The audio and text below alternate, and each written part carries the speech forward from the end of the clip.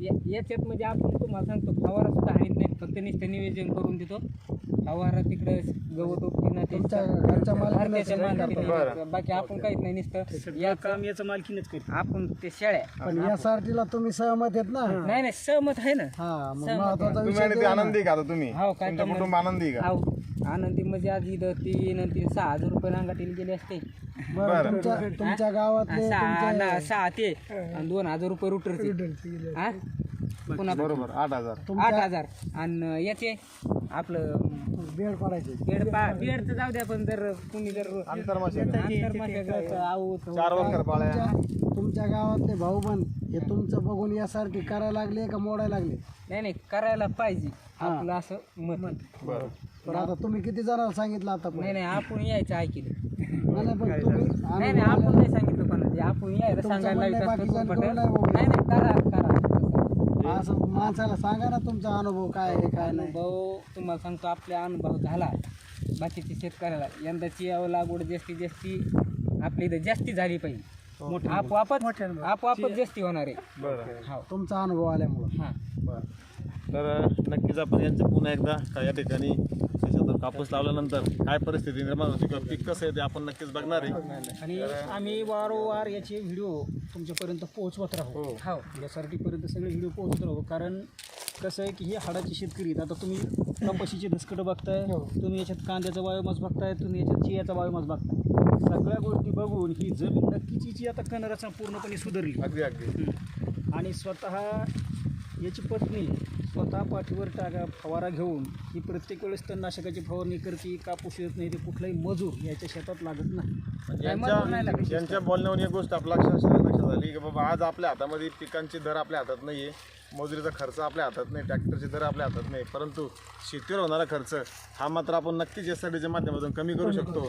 आणि हाच आपला खरा नफ्यातला एक भाग आहे. आणि त्यामुळे आपले कष्ट कमी होतात, आपला वेळ वाचतो आणि शेतकरी छोटा शेतकरी नक्कीच आनंदी होतो. सगळ्यात महत्त्वाचा एक मुद्दा याच्यात की जी आज सेंद्रिय कर्ब घटत जाण्याची जी समस्या जगभर सुरू झाली का, ती ह्या कार्यक्रमानं, या सरटीच्या कार्यक्रमानं, की जसे आपले संप्रदायामध्ये धार्मिक याच्यामध्ये ज्ञानदेव तुकाराम आपण असं जप करतो दिंडीचा, तसाच कृषी क्षेत्रातले ज्ञानेश्वर म्हणजे चिपळूणकर दादा आणि तुकाराम म्हणजे हडसावळे दादा, ज्ञानदेव रचिला पाय तुका झाला शकळ संत, त्या मार्गाने आपलं मार्गक्रमण आहे. दिवसभराचं शेड्यूल आपण बघितलं, सगळे शेतकरी सुखी आनंदी, एकमेकाला भेटणारे, एकमेकात एवढं प्रेम निर्माण करणारे. आणि विशेष करून जो तरुणा शेती सोडून बाजूला चालला, आज तुम्ही बघितले सगळे जास्तीत जास्त तरुणच होते तिथे, बिगर लागण्याची शेती करणारे. कशा पद्धतीने आपल्याला यासाठी पद्धतीने शेती आपली डेव्हलप करायची, कशी जमीन सुपीक करायची, पहिलं आपलं काम जमिनीवर सुरू झालं.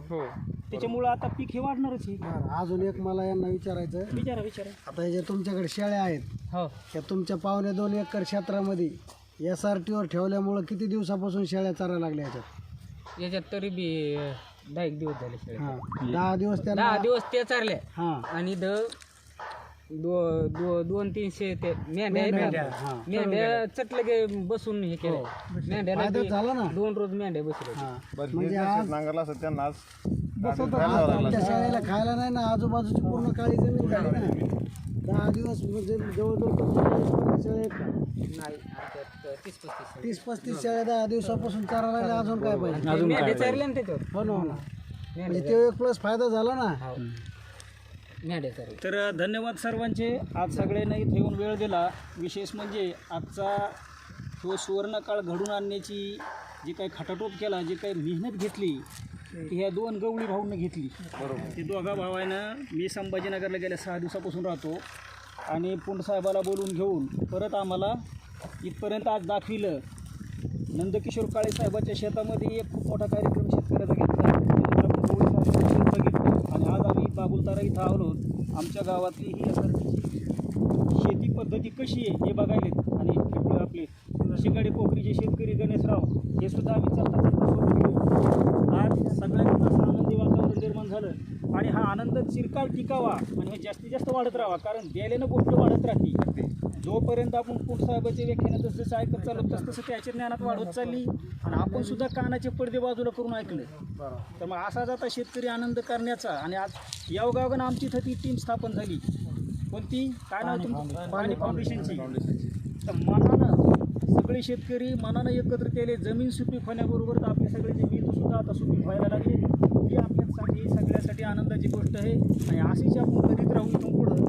तर याच्यामुळं आता सगळ्याचे विशेष खरं तर सगळ्याचे धन्यवाद, आज सगळ्यांनी वेळ दिला.